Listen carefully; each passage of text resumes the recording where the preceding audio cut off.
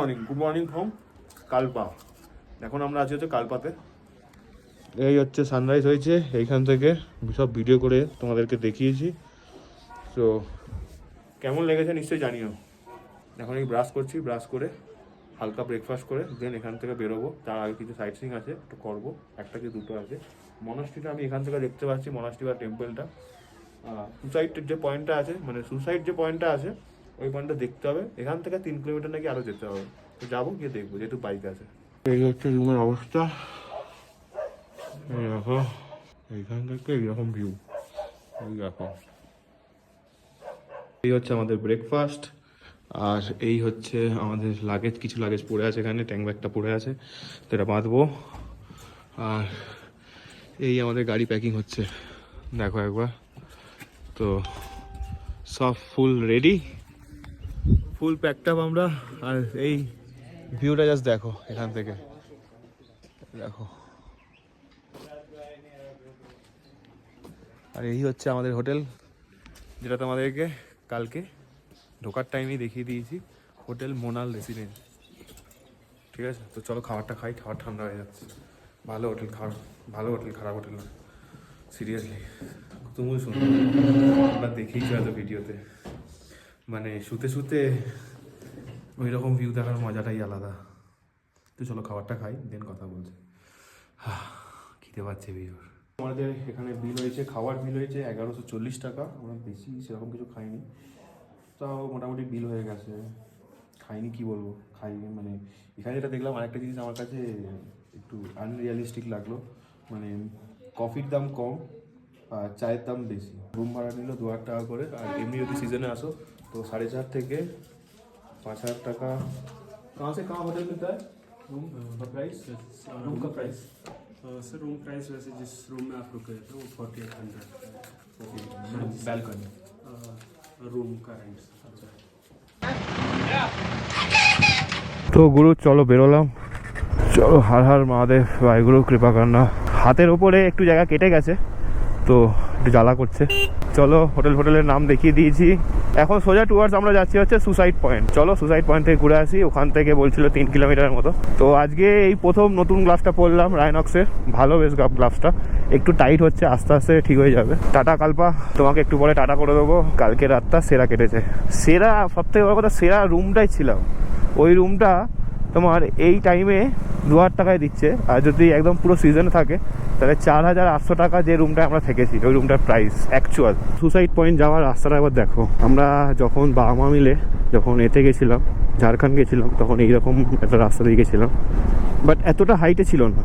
এটা যেন অনেকটা হাইটে, ওটা অতটাও হাইটে ছিল না।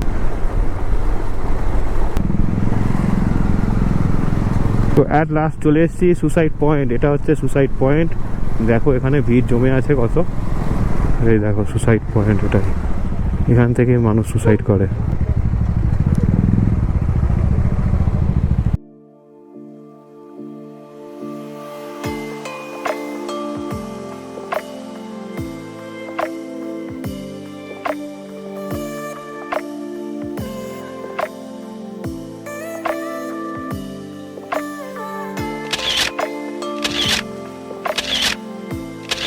চলো গুরু বেরোলাম এখন এখান দিয়ে।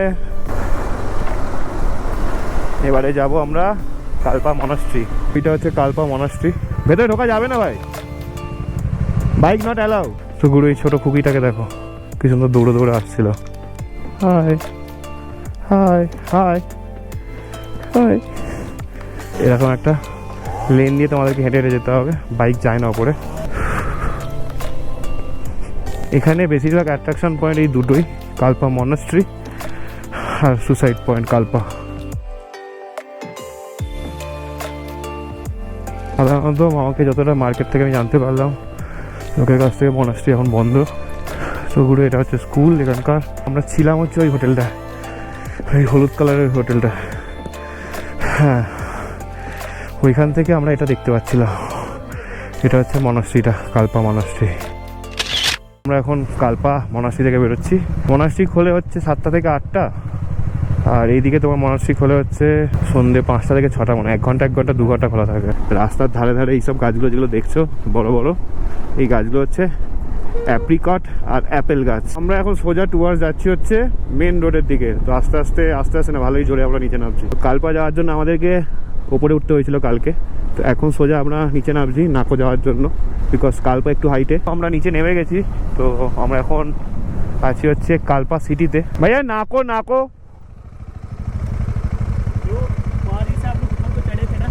उधर से आगे सीधा रोड था ना जो है NH, अच्छा वो पकड़ के चलना। ঠিক আছে, থ্যাংক ইউ। আমরা রেকংপিও থেকে নিচে নামলাম। আমরা কালপা হয়ে নিচে নেবে রেকংপিও থেকে হালকা নিচে নেবে ডাইরেক্ট আমরা এখন লেফট টার্ন ধরলাম। লেফট টার্ন ধরে সোজা এখন নাকো যাচ্ছি। তো এটাই বেসিক্যালি এখানকার হাইওয়ে। এখান থেকে আমরা আবার লেফট নেবো। আমরা আস্তে আস্তে সেই লাদাখ সার্কিটের পাহাড়ের মধ্যে ঢুকছি। একবার জাস্ট দেখো, রাস্তা চরম সুন্দর। Himachal power corporation limited welcomes to hydro power station. তো নিচে আছে হাইড্রো পাওয়ার স্টেশন। এইখান থেকে তোমার আকপা দেখাচ্ছে 13 কিলোমিটার। তো ফার্স্টে আমরা আকপাই যাব। কত মিলিটারি গাড়ি আসছে দেখো একবার। सर जी थैंक यू ऐसा रोड बनाने के लिए। क्या ही नज़ारा देख के मेरा दिल खुश हो गया, खुश। এখান থেকে উপর থেকে ছোট ছোট পাথর পড়ে, বড় বড় পাথর পড়তে পারে, ছোট পাথর পড়তে পারে। এই দেখো আকপা লেখা আছে 8 কিলোমিটার। এই পাহাড়ের মধ্যে তোমার না আছে কোনো মাটি, শুধু পাথর আর পাথর। দেখো পাথরের পাহাড়। আহা হা হা, হাতের গ্লাভসটা খুলে দিয়েছি, ঠান্ডা লাগছে।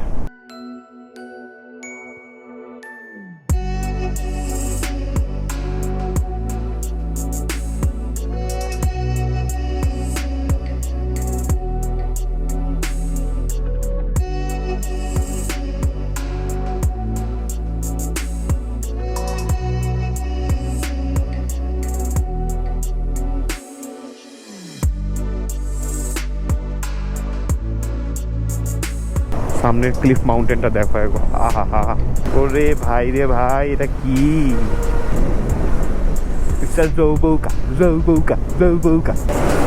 ভাই, সত্যি মনের কথা বলছি।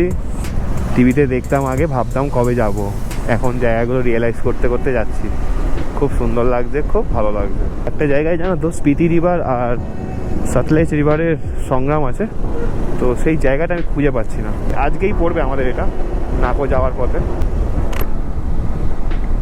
আর পাশ দিয়ে যে রিভারটা বয়ে যাচ্ছে এটা হচ্ছে সতলেজ রিভার। তো গুরু এই ব্রিজটা জাস্ট দেখো একবার, কত বড় ব্রিজ দেখো।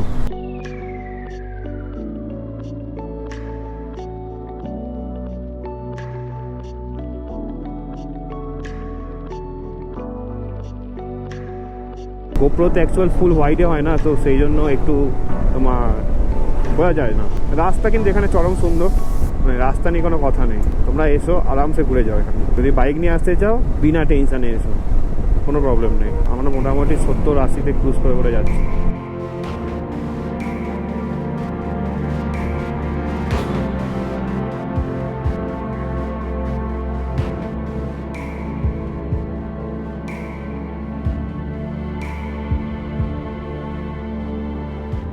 দেখো ভাই কি রাস্তা, এটা এরকম ভাবে একদম স্ট্রেট, কোনো আঁকামাকা পথের উপরে উঠতে হচ্ছে না, একদম সোজা নিয়ে যাচ্ছে আমাদেরকে। মজা পেয়ে গেলাম ভাই বাইক চালিয়ে।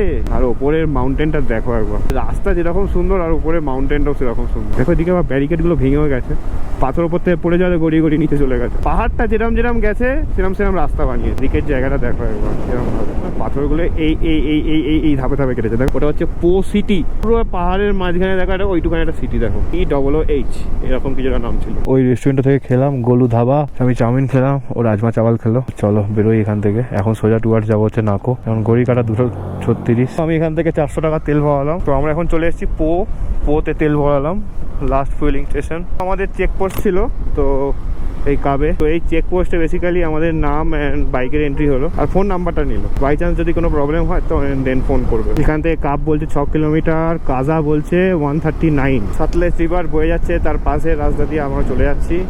নাকো বলছে নিচে, নাকো 30 কিলোমিটার বলছে। দেখো ওই দিকের পাহাড়গুলো দেখো।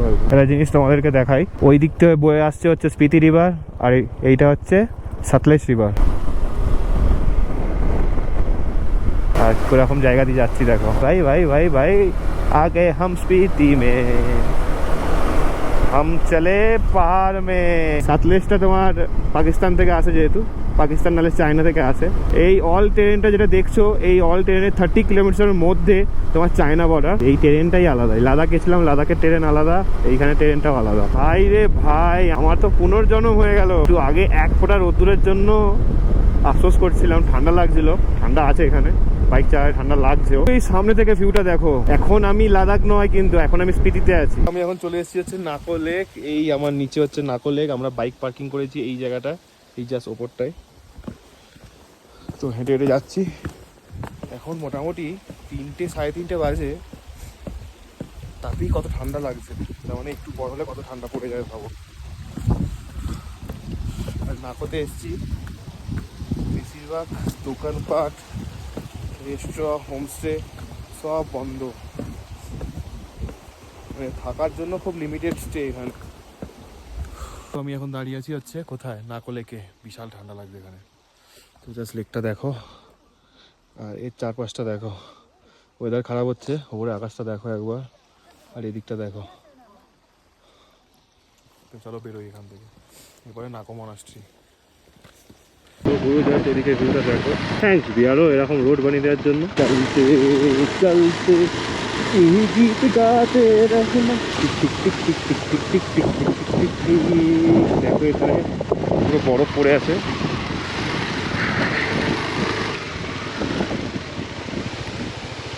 দেখো ওখানে পুরো বরফগুলো জমে আছে দেখো।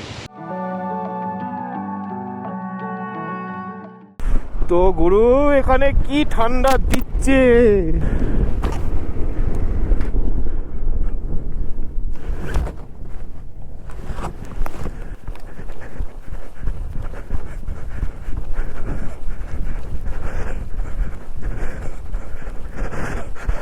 তো গুরু আমার ফোন পড়ে গেছে এখানে।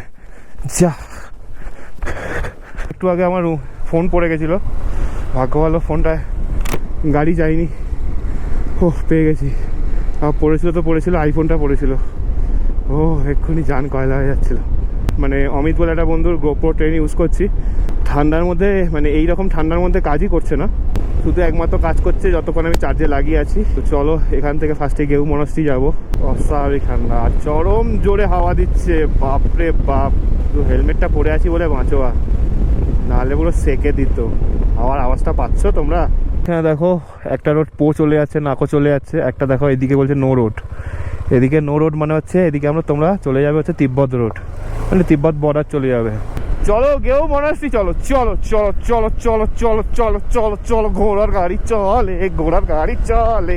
একবার দেখো পাশ দিয়ে একদম বয়ে যাচ্ছে স্পিতি রিভার। এই স্পিতি রিভারের কালারটা দেখো, একদম কাঁচের মতো স্বচ্ছ কালার একদম। ওহো ভাই, আমি তো দাঁড়িয়ে দাঁড়িয়ে যাচ্ছি স্যালিং করতে করতে। পুরো চরম সুন্দর রাস্তা, কোনো জাস্ট কথা হবে না। এখান থেকে তাবো বলছে 30 কিলোমিটারের মতো। তো তাবোর আগে গিউ পড়বে। তো চলো আগে গিউ যাই, দেন তাবো। এই দেখো তাবো এখানে 32 কিলোমিটার লেখা আছে, আমি 30 কিলোমিটার বলেছি। ঠিকই আছে।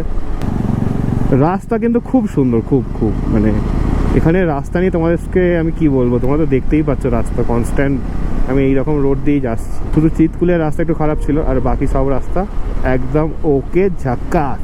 লেখা আছে দেখো, কাজা, মুরমি, রেকংপিও নিচে, মুরমি হচ্ছে এই ওপরটা দিয়ে যেতে হয়, আর কাজা হচ্ছে এদিকে। এখানে লেখা আছে welcome to Spiti valley. Giu monastery তোমার সেকেন্ড চেকপোস্ট থেকে তোমার পড়বে হচ্ছে 10 কিলোমিটার্সের মতো। দেখো স্পিতি রিভারটা একবার, পুরো নীল জল। এখানে পুরো নীল লাগছে, দেখো না পুরো জলটা দেখো। পুরোটাই বরফ করা জল বলে, সব সময় এখান দিয়ে জল যায় বলে জলের কালারটাও নীল। শীতকাল হলে জমে যায়, বাট তারপরে জল যায়। তো গিউ মনাস্ট্রি এখান থেকে বলছে 2 কিলোমিটার, আরও 10 কিলোমিটার তোমার ভেতরে যেতে হবে। ওখানে যে চেকপোস্ট ছিল, ওই চেকপোস্টে যিনি ছিলেন তিনি বললেন একটু তাড়াতাড়ি যাও, নাহলে গিউ মনাস্ট্রি তোমার ভেতরটা বন্ধ হয়ে যায়। মানে বাউন যেটাকে বলি আমরা, এরা ওদের ভাষায় অন্য বলে। মনাস্ট্রি যে বাউন হয়, আমরা সিম্পল বাউন বলি ওটাকে। ওই যে বাউনগুলো হয়, ওই বাউনগুলো ছেড়ে ওরা নিচে চলে আসে মনাস্ট্রি বন্ধ করে। তো এই রাস্তা দিয়ে আমরা সোজা আসছিলাম, এসে আমরা এখন লেফটে ঢুকবো। এদিকে গেলে তোমার কাজা চলে যাচ্ছে, কাজা টাবো। তো এখান থেকে 9 কিলোমিটার বলছে গিউ মনাস্ট্রি। তো চলো, ওখানে ইন্টারেস্টিং একটা জিনিস আছে গিউ টেম্পেলে। স্টোরিটা তোমাদেরকে ওইখানে গিয়েই বলবো। আমি কিন্তু কনস্ট্যান্ট চার্জে লাগিয়েই তোমার শ্যুট করে যাচ্ছি, নাহলে কিন্তু ক্যামেরা অফ হয়ে যাচ্ছে। আমি কিন্তু তোমার অ্যাডাপ্টার লাগাইনি, আমি মিডিয়া মোড লাগিয়েছি, মিডিয়া মোড লাগিয়ে শ্যুট করছি। আস্তে আস্তে সূর্য মামা নেমে গেছে, তো পাহাড়ের কোলগুলো সব অন্ধকার হয়ে গেছে। যাই হোক, খুব একটা খারাপ লাগছে না কিন্তু। তো আমরা গেউ ভিলেজ চলে এসেছি। এই দেখো রাস্তার ধারে ধারে হালকা হালকা স্নো পড়েছে, স্নো হয়ে গেছে, জল ফল পড়ে সব সাদা হয়ে গেছে। এই দেখো, এইদিকে দেখো। তো আমরা চলেই এসেছি গেউ মনাস্ট্রি, সামনেই আমি দেখতে পেয়ে গেছি। তো এটাই হচ্ছে গেউ মনাস্ট্রি গেট। আমরা এইখানেই বাইক রাখবো।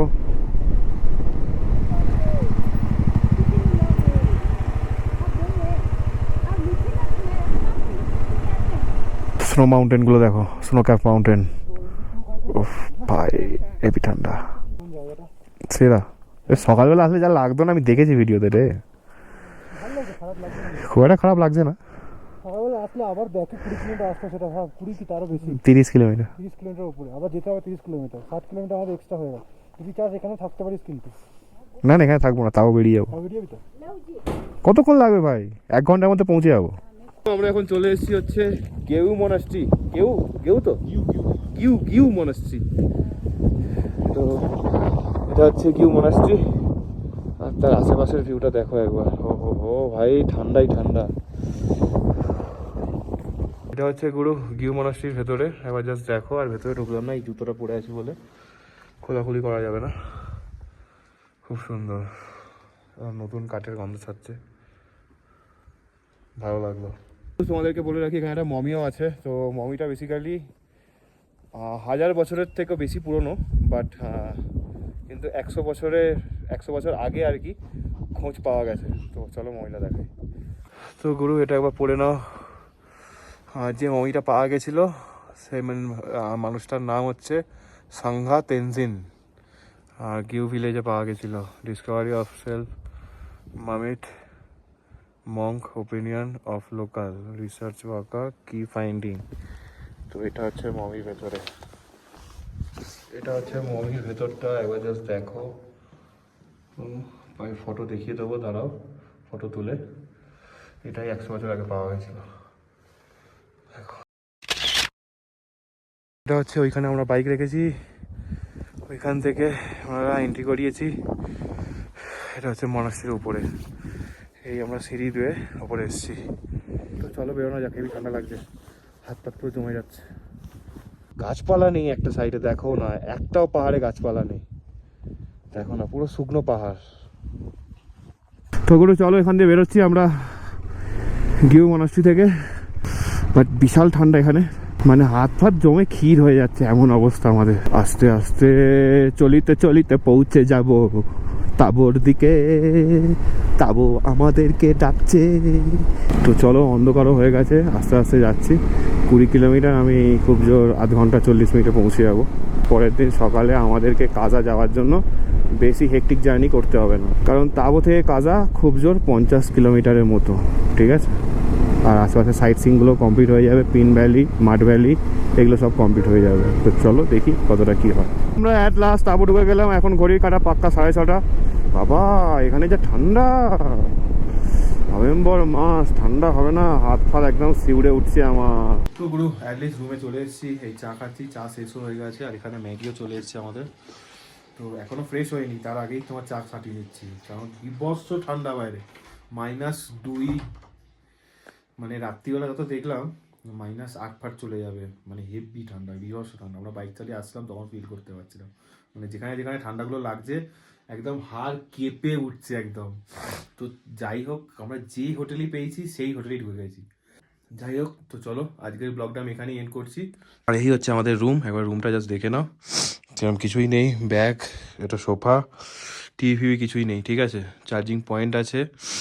তো বেসিক্যালি আমাদের এই রুমটা নিল হচ্ছে 800 টাকা করে, যেহেতু হচ্ছে এখানে অফ সিজন, তো তাই 800 টাকা করে নিয়েছে। বাকি সিজনে যা দাম হবে সেটা তোমাদের কাল সকালে নেক্সট ব্লগে জানিয়ে দেবো। তো চলো, আপাতত আমি আজকের ব্লগ এখানেই এন্ড করছি। Good night from Tabo. Tabo at least ঢুকে গেছি, 6:30 নাগাদ ঢুকে গেছি, ঠিক আছে। তো চলো, দেখা হচ্ছে কাল সকালে।